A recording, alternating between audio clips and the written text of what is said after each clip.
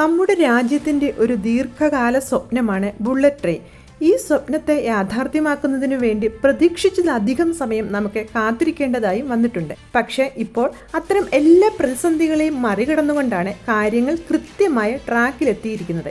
അഹമ്മദാബാദ് മുംബൈ റൂട്ടിലായി അതിവേഗ റെയിൽപാതയുടെ നിർമ്മാണം വളരെ വേഗത്തിൽ നടന്നുകൊണ്ടിരിക്കുന്നതിനാൽ 2027 ബുള്ളറ്റ് ട്രെയിൻ ഓടിത്തുടങ്ങുമെന്നാണ് പ്രതീക്ഷിക്കുന്നത്. നമ്മുടെ രാജ്യം വലിയ പ്രതീക്ഷയോടെ കാത്തിരിക്കുന്ന ബുള്ളറ്റ് ട്രെയിനുകളുടെ പ്രത്യേകതകൾ എന്തെല്ലാമെന്നും ബന്ധപ്പെട്ട പദ്ധതിയുടെ പുരോഗമനങ്ങളെപ്പറ്റിയും എല്ലാം വിശദമായി തന്നെ നോക്കാം. നമുക്ക് മുംബൈയിൽ നിന്നും അഹമ്മദാബാദിലേക്ക് ഒരു യാത്ര നടത്തണം എന്നിരിക്കട്ടെ. ഈ യാത്ര ട്രെയിൻ മാർഗമാണെങ്കിൽ 6 മണിക്കൂറുകളാണ് വേണ്ടിവരിക. നമ്മൾ കാറിലാണ് യാത്ര ചെയ്യുന്നതെങ്കിൽ 9 മണിക്കൂറുകൾ വേണ്ടിവരുന്നു. ഇതേ സ്ഥാനത്ത് അതിവേഗ ട്രെയിനിലാണ് നമ്മുടെ യാത്രയെങ്കിൽ വെറും 2 മണിക്കൂർ 7 മിനിറ്റ് കൊണ്ട് ലക്ഷ്യസ്ഥാനത്ത് എത്തിച്ചേരാനും കഴിയുന്നു. ഭൂമികുലുക്കം സംഭവിക്കുന്ന ഒരു സാഹചര്യത്തിൽ പോലും ഈ അതിവേഗ ട്രെയിനുകൾക്ക് പാളം തെറ്റാതെ സഞ്ചാരം സാധ്യമാകും എന്ന വിവരങ്ങളും പുറത്തു വന്നിട്ടുണ്ട്. കാലത്തിൻ്റെ മാറ്റത്തിനനുസരിച്ച് ഇന്ത്യൻ റെയിൽവേക്ക് ഒരു അനിവാര്യ ഘടകം തന്നെ എന്ന് കരുതി വരുന്ന നിർദ്ദിഷ്ട ബുള്ളറ്റ് ട്രെയിനുകളുടെ പ്രത്യേകതകളും വിശദാംശങ്ങളും എല്ലാമാണ് ഈ വീഡിയോയിലൂടെ വിശദമാക്കുന്നത്. യാത്ര തിരിച്ച് 54 സെക്കൻഡുകൾക്കുള്ളിൽ തന്നെ 100 കിലോമീറ്ററിലേക്ക് വേഗത കൈവരിക്കാൻ കഴിയുന്നു. കൃത്യതയാർന്ന ഒരു ബ്രേക്കിംഗ് സംവിധാനം, തദ്ദേശീയ സാങ്കേതിക വിദ്യയുടെ സഹായത്തോടെ കുറഞ്ഞ ചിലവിലുള്ള നിർമ്മാണം, 1 മണിക്കൂറിനുള്ളിൽ പരമാവധി 320 കിലോമീറ്റർ വേഗത തുടങ്ങി നിരവധി പ്രത്യേകതകളാണ് രാജ്യം കാത്തിരിക്കുന്ന അതിവേഗ ട്രെയിനുകളെപ്പറ്റി എടുത്തു പറയാൻ കഴിയുന്ന പ്രധാനപ്പെട്ട കാര്യങ്ങൾ. വന്ദേ ഭാരതിന് ഇന്ത്യയിലെ ട്രെയിൻ യാത്രികർ ഇതിനോടകം തന്നെ വലിയ സ്വീകാര്യത നൽകി ഏറ്റുവാങ്ങിക്കഴിഞ്ഞു. വലിയൊരു വികസനവും കുതിപ്പുമെല്ലാം തീർച്ചയായും രാജ്യത്തിൻ്റെ ഏറ്റവും വലുതും ജനജീവിതവുമായി ചേർന്ന് നിൽക്കുന്നതുമായ ഗതാഗത സംവിധാനമായ റെയിൽവേക്ക് ആവശ്യമായ ഒരു സാഹചര്യവും ഇവിടെ നിലനിൽക്കുന്നുണ്ട്.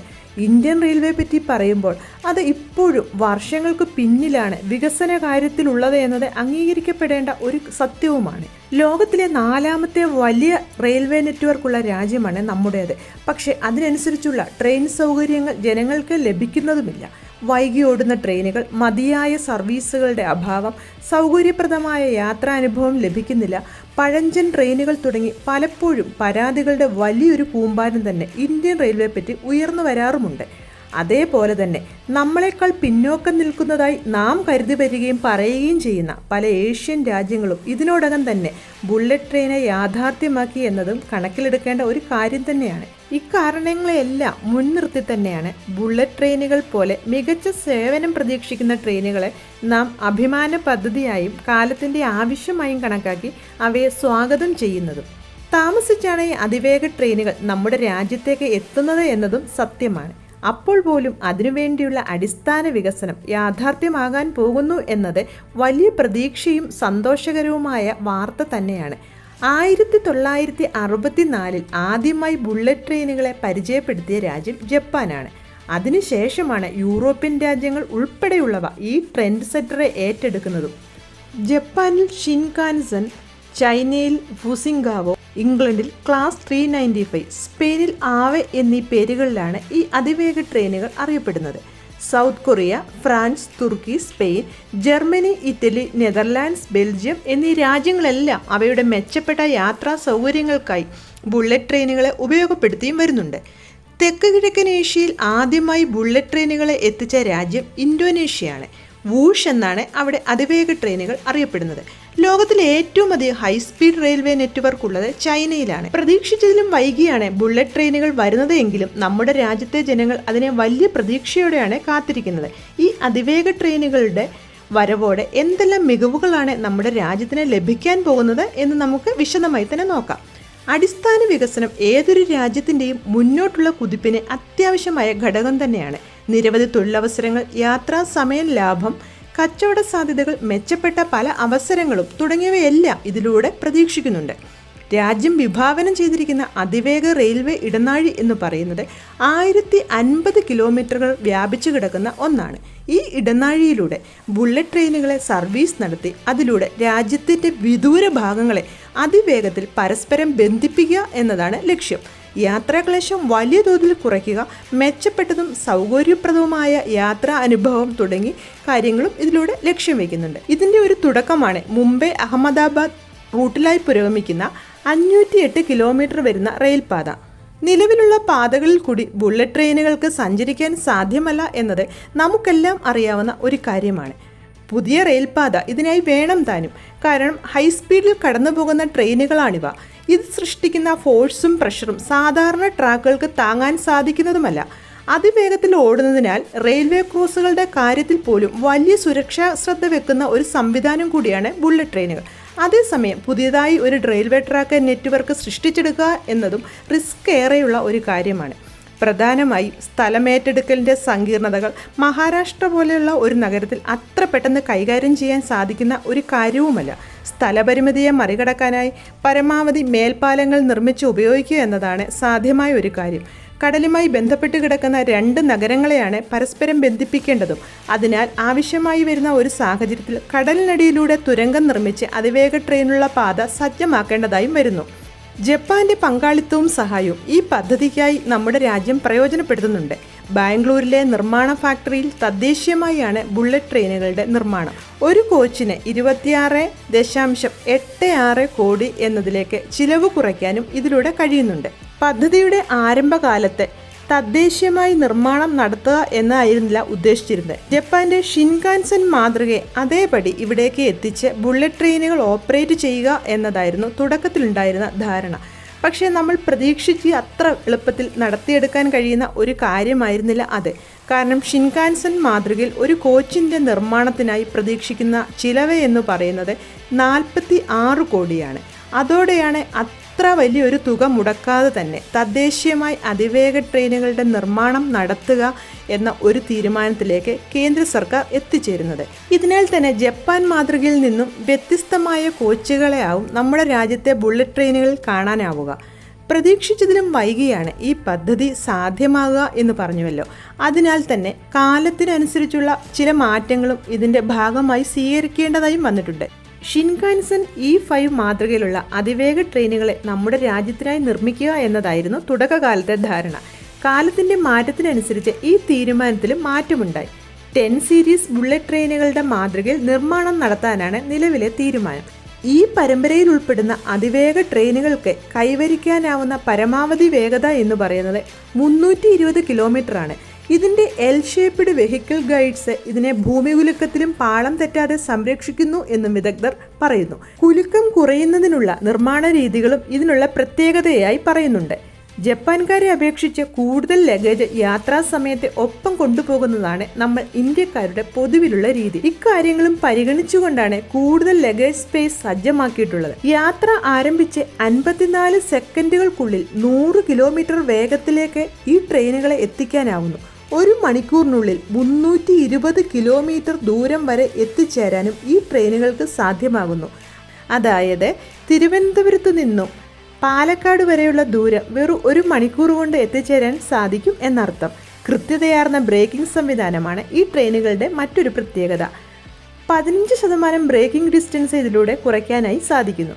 രാജ്യത്തെ ആദ്യ ബുള്ളറ്റ് ട്രെയിൻ പാതയുടെ നിർമ്മാണ പുരോഗതി എത്രത്തോളം എന്ന കാര്യങ്ങളെപ്പറ്റി നമുക്ക് വിശദമായി തന്നെ നോക്കാം. മുംബൈയിലെ ബാന്ദ്ര കുർല കോംപ്ലക്സിൽ നിന്നും ആരംഭിക്കുന്നതാണ് ബുള്ളറ്റ് ട്രെയിനുകൾക്ക് വേണ്ടിയുള്ള റെയിൽവേ പാത. അഹമ്മദാബാദ് സ്റ്റേഷനിലാണ് ഇത് അവസാനിക്കുന്നത്. ഈ 2 സ്ഥലങ്ങൾക്കും ഇടയിലായി 500 കിലോമീറ്ററുകളുടെ ദൂരമാണ് ഉള്ളത്. രാജ്യത്തിന്റെ പടിഞ്ഞാറൻ മേഖലയെ ബന്ധിപ്പിക്കാൻ ഉദ്ദേശിച്ചിട്ടുള്ള ഈ അതിവേഗ റെയിൽപാതയിൽ 12 സ്റ്റേഷനുകളാണ് ഉള്ളത്. 3 സ്റ്റേഷനുകൾ മഹാരാഷ്ട്രയിലും ബാക്കി ഗുജറാത്തിലുമായി വരും. ഈ അതിവേഗ റെയിൽപാതയിൽ ഇപ്പോൾ 300 കിലോമീറ്ററുകളിലായാണ് നിർമ്മാണം പൂർത്തിയായിട്ടുള്ളത്. ഇതിൽ 257.4 കിലോമീറ്ററുകളും ഫുൾ സ്പാൻ ലോഞ്ചിങ് മെത്തേഡ് വഴിയാണ് നിർമ്മാണം.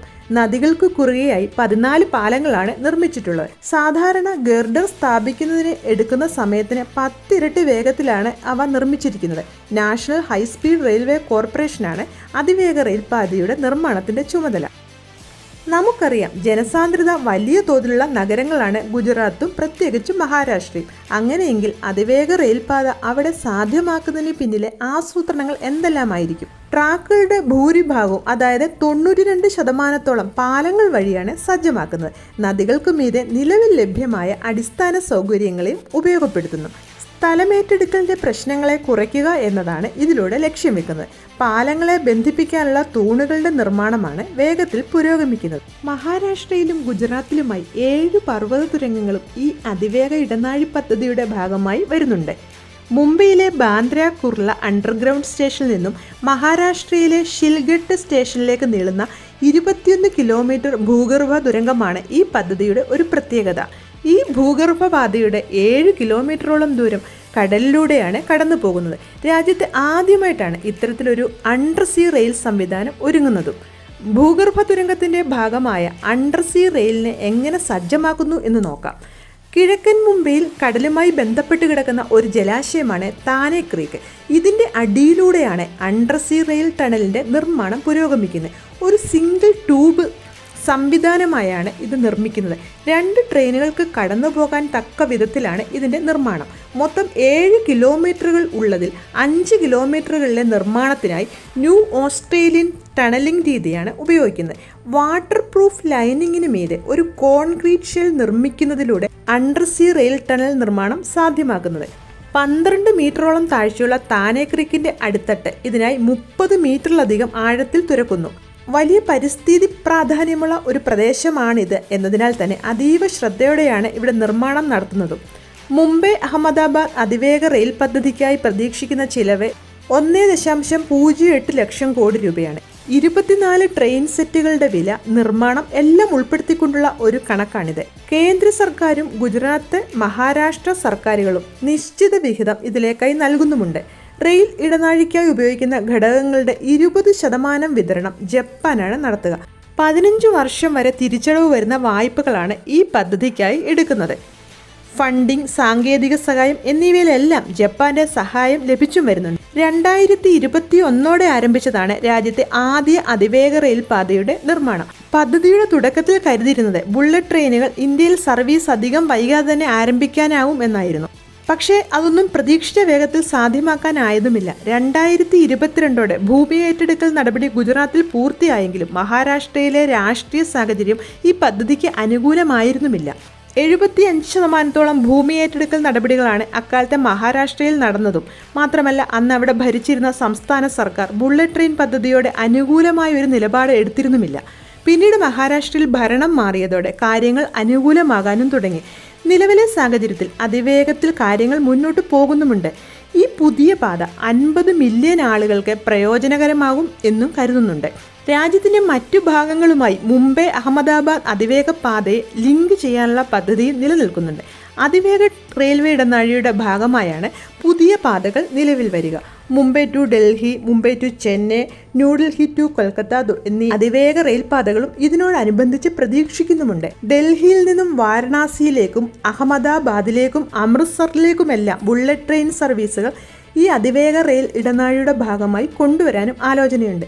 മുംബൈ, നാഗ്പൂർ, പൂനെ, ഹൈദരാബാദ്, വാരണാസി, ഹൗറ എന്നീ നഗരങ്ങളെ പരസ്പരം ബന്ധിപ്പിക്കുക എന്നതും ഈ അതിവേഗ റെയിൽ ഇടനാഴിയിലൂടെ ലക്ഷ്യം വെക്കുന്നുണ്ട്. ചെന്നൈ ഉൾപ്പെടെ 8 നഗരങ്ങളിൽ കൂടി ഈ അതിവേഗ റെയിൽവേ സംവിധാനം നിലവിൽ വരുമെന്നും പ്രതീക്ഷിക്കുന്നുണ്ട്. അതിവേഗ റെയിൽ പാതയുടെ പണി പൂർത്തിയാകുന്നതോടെ ജപ്പാനിൽ നിന്നും ഷിൻകാൻസൻ ട്രെയിനുകളെ ഇന്ത്യയിലേക്ക് എത്തിച്ച് പരീക്ഷണാടിസ്ഥാനത്തിൽ ഇവിടെ ഓപ്പറേറ്റ് ചെയ്യാനാണ് ആലോചന. ഇതിലൂടെ നമ്മുടെ രാജ്യത്തിൻ്റെ പരിസ്ഥിതി ഘടകങ്ങളോടെ, അതായത് പൊടി, ചൂട് തുടങ്ങിയവയോടെ എങ്ങനെയാണ് അത് ഇണങ്ങിച്ചേരുക എന്നറിയാനും വിശദമായി മനസ്സിലാക്കാനും കഴിയുന്നു. 2026 പരീക്ഷണത്തിനായി ഈ ട്രെയിനുകളെ ഇന്ത്യയിലേക്ക് എത്തിക്കും എന്നും പ്രതീക്ഷിക്കുന്നുണ്ട്. നമ്മുടെ രാജ്യത്തെ അതിവേഗ ട്രെയിനുകൾ അത്യാവശ്യ ഘടകം തന്നെ ആണെന്നാണ് വിദഗ്ധരുടെ അഭിപ്രായം. ഈ വാദത്തെ സാധൂകരിക്കാനുള്ള നിരവധി കാര്യങ്ങളും ചൂണ്ടിക്കാട്ടപ്പെടുന്നുണ്ട്. വലിപ്പത്തിൻ്റെ കാര്യത്തിൽ മുന്നിൽ നിൽക്കുന്ന ഒരു രാജ്യമാണ് നമ്മുടേത്. ലോകത്തെ 3ാമതായി ട്രെയിൻ പരിചയപ്പെടുത്തിയ രാജ്യവും കൂടിയാണ് നമ്മുടേത്. വലിപ്പത്തിൻ്റെ കാര്യത്തിലും നമ്മുടെ റെയിൽവേ നെറ്റ്വർക്ക് വളരെ വിപുലമാണ്. അതേസമയം തന്നെ കാലം ആവശ്യപ്പെടുന്ന ഒരു വികസനം ഈ മേഖലയിൽ നിലനിൽക്കുന്നില്ല എന്നതും ഒരു സത്യം തന്നെയാണ്. തിരക്കേറിയ ട്രെയിനുകൾ, സമയനിഷ്ഠ പാലിക്കാത്ത സംവിധാനം, കാലത്തിനനുസരിച്ച് വേഗതയില്ലായ്മ തുടങ്ങി നിരവധി പ്രശ്നങ്ങൾ നേരിടുകയാണ് നമ്മുടെ റെയിൽവേ സംവിധാനം. ഒരു രാജ്യത്തിൻ്റെ വളർച്ചയ്ക്ക് എഞ്ചിനീയറിംഗ് മികവ് അത്യാവശ്യമായ കാര്യം തന്നെയാണ്. 172 വർഷം മുൻപേ റെയിൽവേ സംവിധാനത്തെ പരിചയപ്പെടുത്തിയ ഒരു രാജ്യമാണ് നമ്മുടേത്. പ്രതിദിനം 24 മില്യൺ ആളുകളാണ് ഈ അടിസ്ഥാന ഗതാഗത സംവിധാനത്തെ ആശ്രയിക്കുന്നതും. ഏകദേശം 70,000-ലധികം കിലോമീറ്റർ നീളത്തിൽ വ്യാപിച്ചു കിടക്കുന്ന ഈ വമ്പൻ നെറ്റ്വർക്ക് രാജ്യത്തിന് ജീവനാഡി ആണെന്നും പറയാനാവും. ജനസംഖ്യാ പെരുപ്പം നിലനിൽക്കുന്ന ഒരു സാഹചര്യത്തിൽ തീർച്ചയായും കൂടുതൽ മെച്ചപ്പെട്ട സംവിധാനങ്ങൾ നമ്മൾ അർഹിക്കുന്നുമുണ്ട്.